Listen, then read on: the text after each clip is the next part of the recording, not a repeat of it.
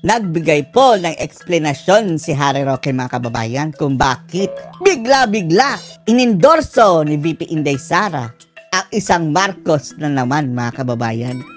Na bakit nagtiwalang muli si VP Inday Sara Duterte dito kay Amy na tinatawag na mangga, nalaglag na sa survey mga kababayan, ngayon nagpapatulong na naman sa kanya. Panoorin niyo po ha. Bakit nga ba?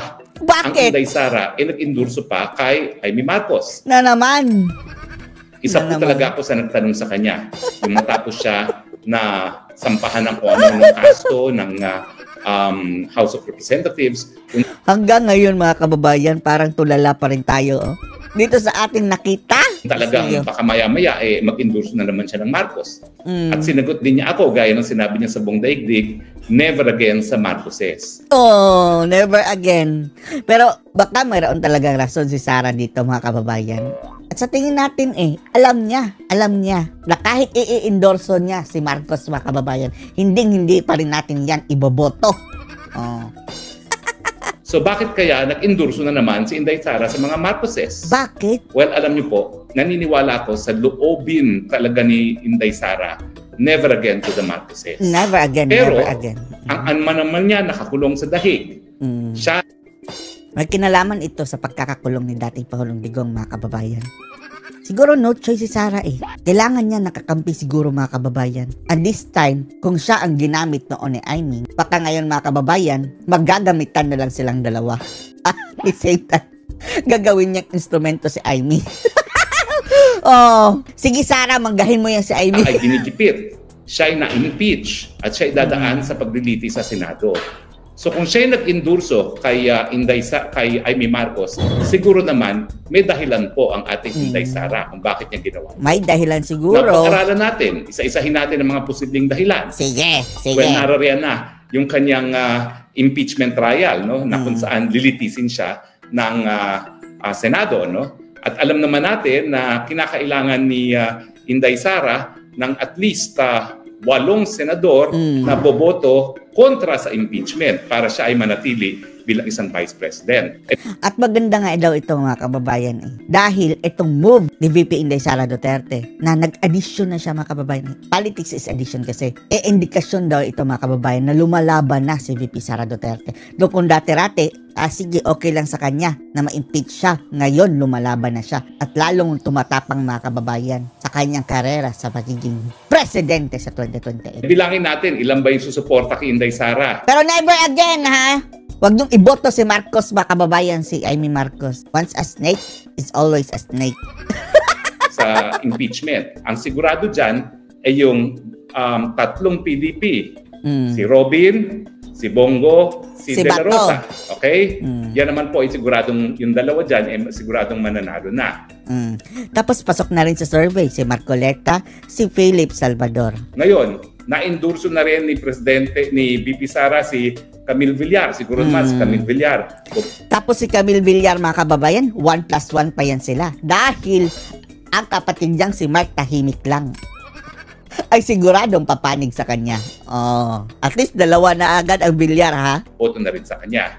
Sino pang posibleng bumoto kay Inday Sara? Nandiyan si Joel Villanueva. Sigurado naman po yan boboto kay Inday Sara Duterte. Tapos, nandyan din si Alan Peter Cayetano. Oh, sana nga lang makababayan na etong si Mr. 10,000 hindi ito babaliktad. Dahil kalaban sila ni Sara Di ba natatandaan nyo, iba yung manok ni Sara pagka speaker, hindi si Cayetano. At isa pa, si Alan Peter Cayetano mga kababayan, nakikita na rin natin sa Palasyo Malacanang at nagpapapansin kay Admiral. Nakuna ng kamera mga kababayan.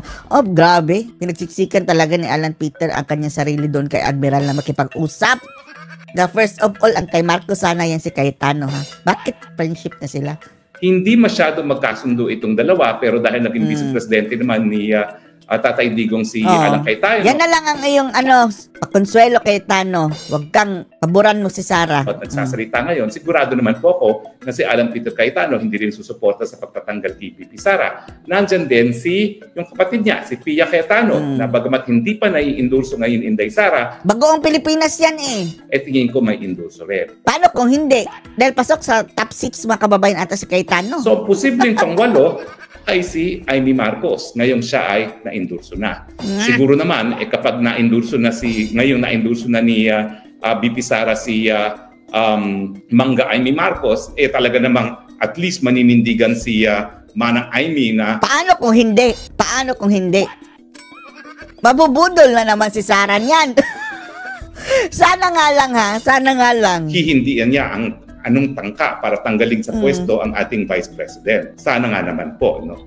So anyway, ganyan po ang analysis ko, no? Ang unang-una na kailangan ni Inday Sara, it's the fight of her life. Kinakailangan talaga na siya po ay hindi matanggal bilang Vice Presidente. Kung pipilitin talaga nilang i-impeach si Sara Duterte, mga kababayan ha, di ba okay lang din kay Sara? Wala siyang pake. Hindi lang naman siya ang Duterte andyan pa si Baste, andyan pa si Pulong. Paging si Bongo, mga kababayan, kung yan ang tatakbo, so suportahan yan sa bayan ng Pilipino. At sila na ang magbibigay ng amnesty kay Sara Duterte. Pero yung pagboto kay Amy, mga kababayan, I'm sorry, hindi ko talaga malulunok yan. Kayo na lang ang boboto. O kayo. At as a matter of principle, ayoko na ng Marcos! Kasi pag siya'y natanggal sa Vice Presidente, tain na yan tain na yan. Ayoko kumain yan. mawawala yung resources ng kanyang opisina, mawawala rin yung kanyang visibility as Vice President. At magiging mas madali na Marcos forever ang mga Marcoses. No? Pero bukod pa sa impeachment, ano pang mga dahilan kung bakit kaya inendorso ni VP Sara si Amy Marcos? Ano pa? Well, bukod po dyan, narariyan yung naging papel ni Amy Marcos doon sa investigasyon sa kung paano nakidnap ang dating Presidente Rodrigo. Hindi yan enough. Bumili pa sana kami kung meron siyang ginawa nung panahon na hinuli pa si PRRD. Wala siyang ginawa Nakaupo lang siya at sabi, kawawa naman. Siguro Duterte. Ako naman po, ako'y sumasang-ayon dun sa sinabi ni Mama Hanilet na ano pa bang gusto niyang malaman. Alam naman ng lahat, nakita naman natin sa telebisyon. Kaya nga, kung paano malinaw ginawa pa yung sa sikat ng kidnapping araw. ni Tatay Digong. Totoo po yan. Pero at least lumabas yung mga detalye kung sino-sino talaga ang mga nagplano. At ngayon lumalabas talaga na bagamat inaako yan ni Secretary Boying Remulla, talagang ang order ay nanggaling talaga sa Malacanang at the highest level. At alam natin na ang ginamit nilang instrumento ay isang tao na napakalapit. So ano na, Amy? Mayroon ka lang findings na mayroong pagtatakip. So wala kayong move na lumabag itong mga opisyalis ng gobyerno, lalong-lalo na yung ngag na kapatid mo. Wala kang move na umabuso ito sa kapangyarihan. Mag-file ka ng impeachment. Kahit pa'y wala yung kapag asa ngayon ba kababayan yung impeachment kay BBM, sa tingin nyo mai-impeach siya sa mga kababayan, sa Congress pa lang? No, hindi yan uusad, pero go ahead, mag-file ka pa rin. Tapos isalin mo na rin yung i-compel mo na magpa-drug test. Sa First Lady natin ngayon, kay Lisa Araneta Marcos, itong Ambassador Lacanilao. BFF pala sila mga kababayan, nila Lacanilao at si Madam Admiral. Ang kanyang opisina pala ay Special Envoy on Transnational Crime, sila nakipagtulungan sa Interpol. Grabe no, hanggang dito mga kababayan, andyan ang pangalan pa rin ni Madam Lisa Araneta. Ano ba yan si Madam Lisa Araneta? First Lady lang yan, wala yung mandato sana mga kababayan. Bakit sa lahat ng kaguluhan dito sa Pilipinas, andyan ang kanyang pangalang admiral na dadawit palagi. Nalaman natin na wala naman talagang Interpol Red Notice, meron lang diffusion notice na Pilipinas pa ang nagpadala. Pilipinas so, ang nagpadala. Para humingi ng tulong ang Pilipinas sa kanyang sarili para iparesto itong si Tatay Digong. Kaululan. At nalaman din natin na talagang bagamat sinasabi ng mga kapulisan ang order na isakay sa eroplano si Tatay Digong ay nanggaling sa PNP chief, hindi naman para desisyonan lamang ng PNP chief yan. Siyempre yan po ay plano talaga ng presidente mismo at wala nang iba na po pwedeng masisi sa ganyang mga pangyayari. Correct. So, totoo po ang sinasabi ni Ma'am Hanilet na alam na naman natin mga pangyayari, pero sa pamamagitan ng ganyang pagkakaroon ng hearing, nadetalye kung ano yung mga karumal-dumal nga na mga pangyayari dyan sa Senado. Bottom line, walang silbi pa rin, Roque. So, let's give credit where it is due. Dahil po pwede naman anong credit? Bingi-bingihan at nagbulag-bulangan din si Amy Marcos, pero siya naman po ay nanindigan. At syempre, siya po ay bumitiw na rin sa alyansa. Na in the first place, mga kababayan, ang trajectory niya habang nasa alyansa siya, di ba? Pasok siya sa top 6, mga kababayan dati, until pababa ng pababa hanggang nalaglag. Tsaka na lang bumitiw mga kababayan sa alyansa nung andun na siya sa number 14. Pero kung siguro, kung andun yan sa top 6 pa rin mga kababayan, hindi yan bibitiw. Hindi yan kakapit na naman sa mga Duterte. So kaya nga po, 11 na lang ang kandidato ng alyansa dahil umalis na nga po si Amy Marcos sa opisyal na kandidato Marcos. ng alyansa. Marcos. Tama lang naman siguro na arugain ni VP Sara. Kawawa ang may apelidong Marcos kaya kababayan. Ano madadamay?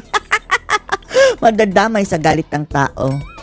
Pero ano ba tingin nyo? Sa tingin nyo ba ay tinuturing talagang malapit na kaibigan ni Inday Sara itong si Mangga? Ginagamit na lang yan ni Sara. Oh, gantihan na lang itong mga nangyayari siguro mga kababayan. Baka nilalaro na lang ni Sara yung laro ng mga bangagan mga kababayan. Well, alam nyo, yung sandaling nagkasama kami sa Hague, nagkaroon ako ng bagong perspective dito kay VP Sara. Meron pala siyang distinction sa mga tunay na kaibigan at ang mga tunay na kaibigan niya ay hindi talaga nasa larangan ng politika at meron din siya mga political personal friends and political friends. At sa tingin ko, ang tingin niya kay Amy Marcos ay political friend na talagang alam naman niya na mga political friends ay narariyan lamang kung meron din silang naging kaibigan lang na sila mga kababayan dahil, di ba, may gusto ang mga Marcos sa kanya makipag-alyansa. Yan lang. silbi sa iyo. At hindi ito yung mga tao talaga na pagkakatiwalaan mo with your own life. So sa tingin ko, ganyan ang tingin ni Inday Sara kay Mangga. Hindi para pagkatiwalaan si Mangga sa kanyang buhay, pero alam niya na sa politika. Sana gantihan niya ni Sara mga kababayan na kunin mo na trust ni Mangga ulit and then si Sara naman ang magtatraidor sa kanya mga kababayan. Ngipin sa ngipin. Talagang kinakailangan lang magkaroon ng alyado. Kumbaga, scratch your back at scratch your back.